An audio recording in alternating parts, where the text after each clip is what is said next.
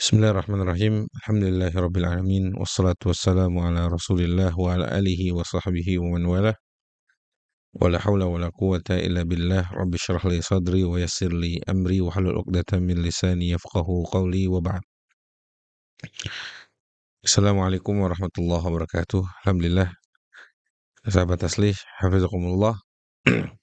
Kembali melanjutkan bahasan kitab Al-Hubbu Fillah wa Huququl Ukhuwah yang alhamdulillah kita sudah mulai dan kita sudah membahas di beberapa episode yang telah lalu.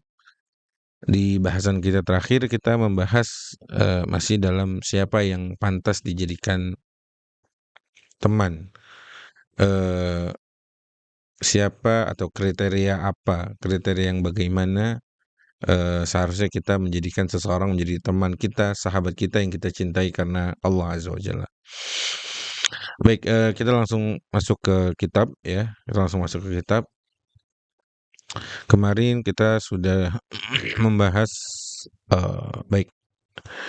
Kita mulai. Bismillahirrahmanirrahim. Qala al-mu'allif rahimahullah wa qad dzakara al-ulama fi man tu'thar suhbatuhu wa mahabbatuhu khamsa khisal. Para ulama menyebutkan siapa yang berhak kita prioritaskan untuk kita pilih sebagai seorang teman dan kita cintai karena Allah.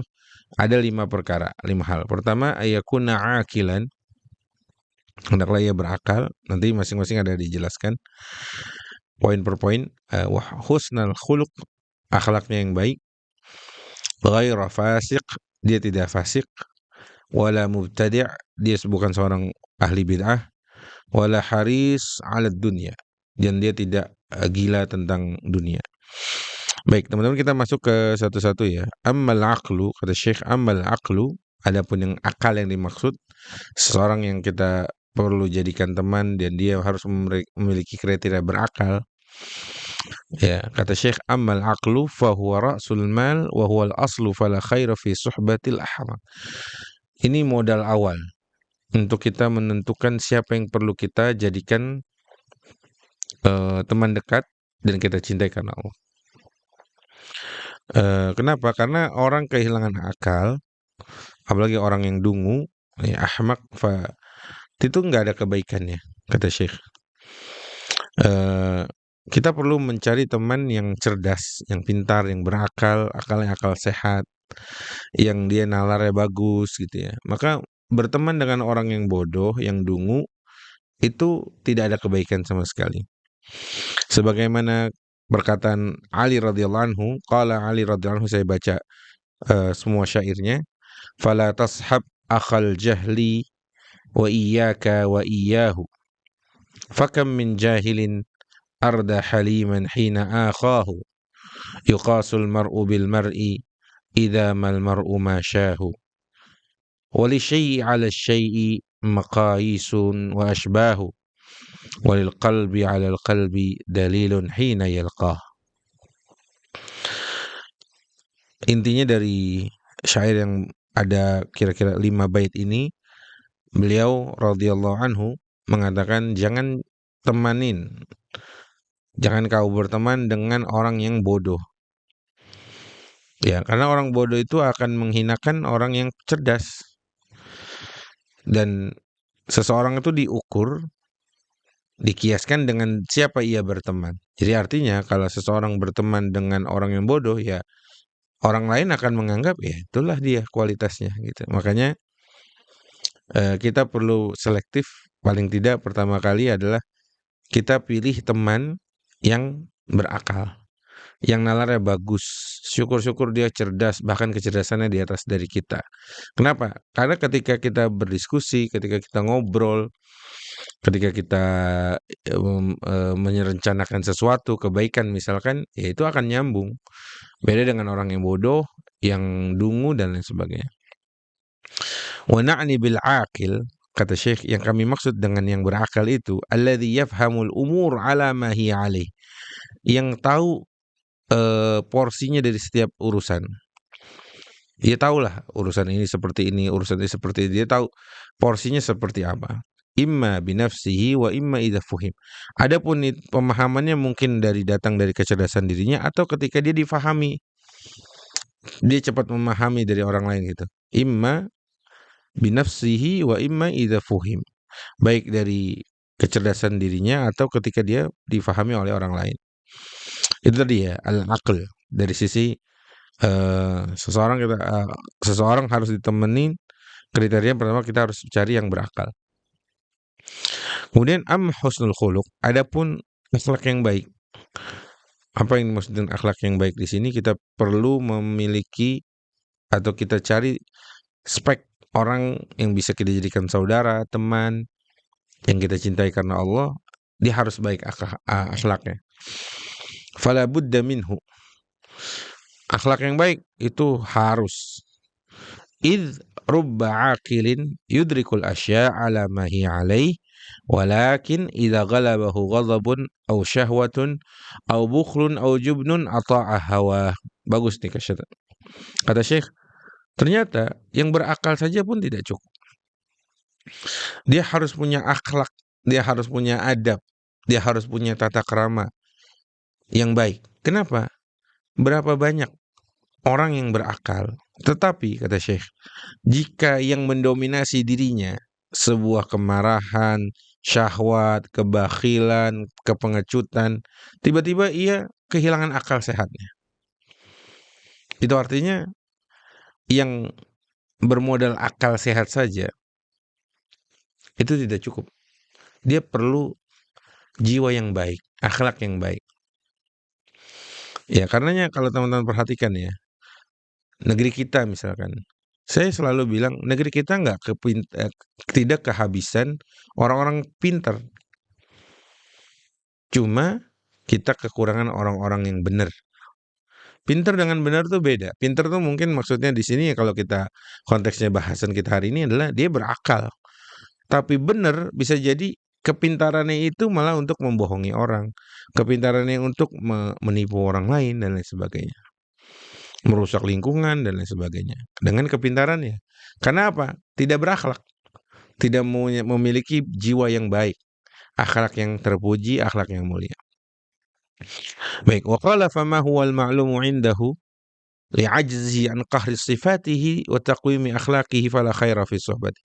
Kata Syekh, jadi kalau orang modal pinter doang, tidak beradab, pinter tapi niradab, adabless, akhlakless lah hari ini orang bilang, itu nggak usah ditemenin juga. Kenapa? Karena ketika kepintarannya itu tidak didasari oleh akhlak yang baik, pasti akan merusak. Ya teman-teman tahu lah, yang bikin kerusakan itu bukan orang yang bodoh. Mohon maaf, saya harus sebut kerusakan tambang itu bukan orang yang bodoh. Penggalian batu bara, kalau orang bodoh ya, mohon maaf dalam tanda kutip, paling ngegali itu menggali tanah itu paling pakai pacul, cangkul, itu paling 5 meter. Lah yang kalau orang pintar ngeruk pakai alat itu. Nah itu maksudnya teman-teman. Baik, kalau Abu Hatim Ibnu Hibban rahimahullah, Al-Imam Ibnu Hibban mengatakan, al-wajib 'alal 'aqil an ya'lam annahu laysa minas sururi syai'un ya'dilu suhbatal ikhwan. Yang wajib diketahui oleh orang yang berakal adalah dia harus tahu tidak ada kebahagiaan yang bisa menyaingi lah kira, yaitu dengan kita berteman dengan orang-orang yang baik, bersaudara. Wala ghamman ya'dilu ghamma faqdihim. Tidak ada keresahan, kegundahan kecuali kegundahan orang-orang sahabat kita yang speknya orang-orang baik gitu ya. Summa yatawaqqa juhdahu mafasada man safahu. Yang dia selalu menjaga agar tidak terjadi kerusakan. Wala yastarsil ilaihi fima yashinuhu. Tidak, speknya orang ini tidak membuka aib, menjatuhkan kehormatan saudaranya. Wala khairul ikhwan man idza azamtahu sanaka. Dan sebaik-baiknya saudara adalah jika kau memuliakannya, ia akan menjagamu, melindungimu. Wala yu'ibu akhahu ala zullah. Tidak menertawai, tidak menghina, tidak membuli saudaranya jika saudaranya itu sedang terjatuh dalam sebuah kesalahan. Fa innahu syarikuhu fit tabi'ah. Kenapa? Karena saudaranya itu ya teman sejawatnya. Dia juga manusia gitu ya. Bal yasfah. Akan tetapi harusnya ya memaafkan. Wa yatanakkab muhasadatal ikhwan li'anna al-hasad lis-sadiqi min saqmin. Kemudian menjauhi eh, kedengkian dari saudara, karena kedengkian itu penyakit dari rasa cinta. Kama annal judi bil mawaddati 'azamul badhl li'annahu la yadhharu wuddun sahihun min qalbin saqim. Mustahil orang yang mencintai saudaranya tapi di satu sisi dia membenci saudaranya. Nah, hasad itu bagian dari kebencian kepada saudara itu penyakit dalam kecintaan seseorang kepada saudaranya. Maka tidak mungkin penyakit berada dalam hati yang bersih, atau sebaliknya. Ya, nggak mungkin hati yang bersih itu berpenyakit gitu kira-kira. Baik, tadi yang husnul khuluq. Wa ammal fasik, adapun istilah al-fasik, yang dimaksud dengan fasik itu apa? Fala faidata fi suhbati. Kata Syekh, nggak ada faidahnya berteman dengan orang yang fasik. Fasik itu teman-teman, mungkin di antara salah satu maknanya adalah pelaku maksiat. Pelaku maksiat, baik maksiat yang kecil atau maksiat yang besar, dosa kecil atau dosa besar. Termasuk orang-orang yang fasik, contohnya gini ya. Wallahu alam, yang saya ingat, jika seseorang sering meninggalkan sholat karena malas, bukan karena menganggap sholat itu tidak wajib. Kalau dia tidak sholat karena menganggap sholat itu tidak wajib, maka dia telah murtad karena dia mengkafirkan atau tidak mengimani apa yang menjadi perintah dari Allah. Baik, fala faidata fi suhbati. Jauhkan pertemanan kita dari orang-orang fasik. Jangan berteman dengan orang-orang yang sering berbuat dosa. Faman la yakhafullah la tu'man ghailatuhu wa la yuwathaq bi sadaqatihi bal yataghayyar bi taghayyuril a'rad. Yang tidak takut kepada Allah enggak merasa aman kita dari pertemanannya. Ya, maka kita jauhi orang-orang yang melalaikan dari Allah. Orang-orang yang pelaku dosa besar. Kenapa? Mungkin kita awal-awalnya bisa memaklumi. Jangan-jangan ketika kita berteman, kita akan yang terpengaruh dari keburukannya gitu ya. Makanya jangan temenin.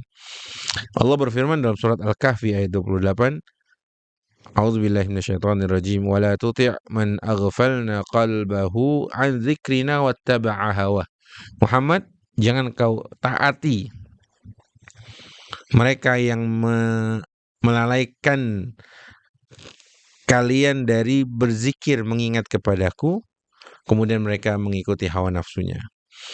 Wa qala ta'ala, Allah juga berfirman, fa'arid 'amman tawalla 'an dzikrina wa lam yurid illa al-hayatad dunya. Muhammad, berpalinglah dari mereka yang berpaling dari mengingatku, mengingat kami, mengingat Allah. Wa lam yurid illa al-hayatad dunya. Dia tidak menginginkan apapun kecuali kehidupan dunia saja. Juga dalam sebuah hadis Nabi bersabda, la tusahib illa mu'minan wa la ya'kulu ta'amaka illa taqi. Jangan temenin kecuali orang yang beriman, dan jangan sampai yang makan makananmu melainkan hanya orang bertakwa saja. Di sini Nabi mengatakan sebaik-baiknya teman itu pastikan yang pertama modalnya beriman dulu. Cuma kadang memang orang beriman juga malah menjadi masalah dalam kehidupan kita. Ya, tidak sedikit orang-orang yang sama imannya malah akhirnya persaudaranya pecah dan lain sebagainya. Tapi paling tidak kata Nabi, temenin orang beriman dulu. Ya, pastinya imannya iman yang baik ya. Dan jangan sampai makananmu dimakan kecuali hanya orang bertakwa saja. Makanya teman-teman, kalau rumah kita kedatangan ada ahli ilmu, seorang ustadz, buru-buru sediakan makanan buat mereka. Ya, kenapa? Karena mereka orang-orang yang bertakwa kepada Allah, orang-orang yang ya ahli ilmu lah gitu ya. Dan kita harus senang kalau makanan di rumah kita dimakan oleh mereka-mereka itu. Kenapa? Karena mereka, kata Nabi, wala ya'kulu ta'amaka illa taqi. Pastikan yang makan makananmu hanya orang yang bertakwa saja. Masya Allah. Qala Abu Hatim rahimahullah, Imam Abu Hatim mengatakan, al-aqil la yusahibul ashrar. Orang berakal itu nggak mungkin berteman dengan orang-orang yang buruk. Lianna suhbata sahibis su' qit'atan minan nar. Karena berteman dengan teman yang buruk seperti sepotong dari azab di neraka. Ta'qibud dhaghain la yastaqimu udduhu, ya banyak masalah lah. Dia nggak berimbang gitu. Kita mencintainya, dia belum tentu cinta. La yastaqim. Ya seringnya berubah-ubah. Mungkin karena kepentingan yang mereka mau cari dari diri kita gitu.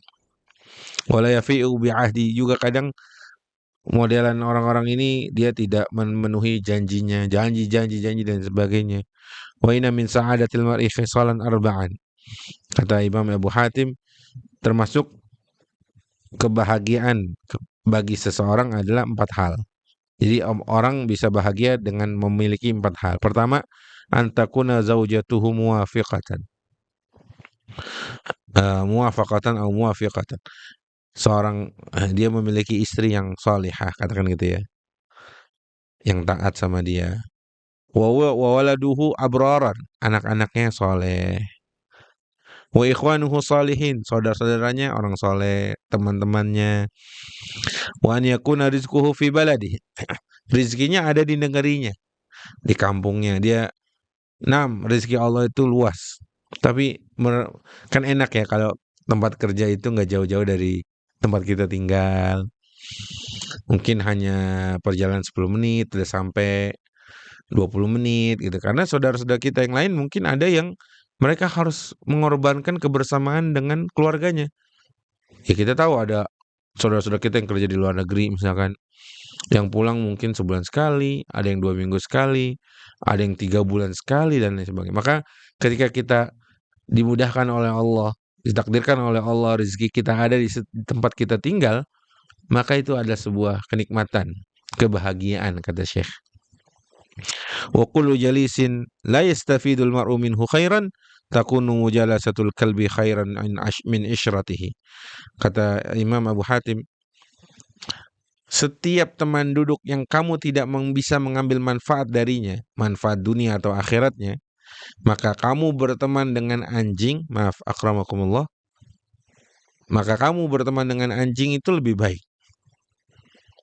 Kenapa, teman-teman? Karena anjing itu biasanya hewan yang setia kepada tuannya. Ya, anjing itu menurut saya pernah baca atau saya pernah dengar, dia termasuk hewan yang setia membersamai majikannya, tuannya. Dia tidak mengkhianati majikannya. Kita tahu lah ada Ashabul Kahfi yang beberapa pemuda itu yang memiliki seekor anjing. Yang anjingnya akhirnya bersamanya, menemaninya sampai akhirnya anjing itu mati dan menjadi tulang belulang. Ya, jadi sampai-sampai Abu Hatim mengatakan kalau teman duduk meskipun manusia tapi nggak memberikanmu manfaat apa-apa, lebih baik kamu duduk sama anjing aja. Wah, sampai segitunya teman-teman. Artinya kita pun jadi orang harus bermanfaat dan memberikan manfaat, supaya saling memberikan manfaat di antara kita. Pastikan kita berilmu, pastikan kita punya kapasitas dalam satu bidang tertentu, sehingga kalau ngobrol sama saudara kita saling memberikan manfaat. Bahasa Arabnya nufidu wa nastafidu.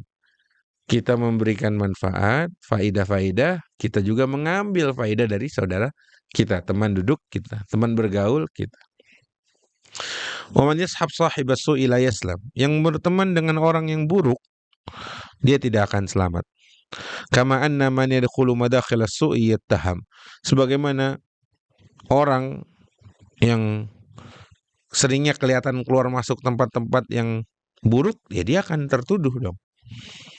Mohon maaf jika ada seseorang yang seringnya keluar masuk bar, diskotik, kafe-kafe yang ada dugemnya dan lain sebagainya, ya dia akan tertuduh macam-macam. Kenapa? Ya dia sering masuk situ, keluar masuk situ gitu ya. Maka kalau ia berteman dengan orang yang kurang baik, ya dia akan tertuduh juga. Circle pertemanannya ya gitu ya, wajar. Misalkan wajar apa? Wajar kalau dia mabok, wajar. Akhirnya bahkan kalau dia nggak mabok pun dia akan tertuduh dengan apa? Kayaknya dia ikut-ikutan mabok dan lain sebagainya. Gitu ya teman-teman. Maka kita perlu mencari-cari selektif lah. Ya, dalam memilih teman. Qala ba'duhum ublur rijala idza aradta ikha'ahum wa tawassamanna umurahum wa tafaqqadi fa idza dhafarta bidhil amanati wat tuqa fihi al yadaini qarira ainin fashdudi. Ini syairnya mohon maaf saya kurang paham juga, tapi intinya tentang poin yang saya sudah sebutkan di atas tentang menjauhi teman yang fasik. Amal mubtadi'. Adapun ahli bid'ah, fa fi suhbatihi khatarun sirayatal bid'ati wa ta'adi syu'maha ilaihi fal mubtadi' al mustahiqun lil hajr wal muqata'ah fa kaifa tu'thar suh. Ya, jangan berteman sama ahli bid'ah. Bid'ah yang parah apalagi, kesesatan yang nyata gitu. Udah, nggak akan selamat kita. Jangan temenin mereka. Karena bid'ah itu bisa menular. Ya, bisa menular kepada teman yang bersamanya. Kemudian amal harisu ala dunya. Adapun yang spek terakhir, jangan berteman dengan orang yang obrolannya dunia mulu gitu. Dari pagi, siang, sore, malam urusan dunia, nggak pernah ngobrolin akhirat. Kata Syekh, fasuhbatuhu sammun qatil. Berteman dengannya itu kayak racun yang mematikan. Lianna at-tiba' majbulatan ala tashabbuhi wal iqtida'.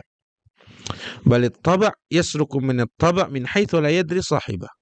Famujalasatul harisi ala dunya taharrukul hirs wa mujalasatul zahidi tazhadu fid dunya. Falidzalika takrahu suhbata tullab ad-dunya wa yustahabbu suhbata ragibina fil akhirah.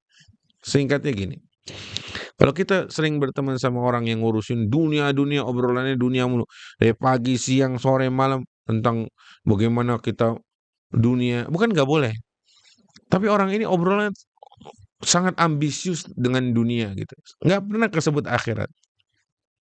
Maka perlahan kita akan mengikuti apa yang menjadi obrolan dia kepada kita. Makanya kita harus balance.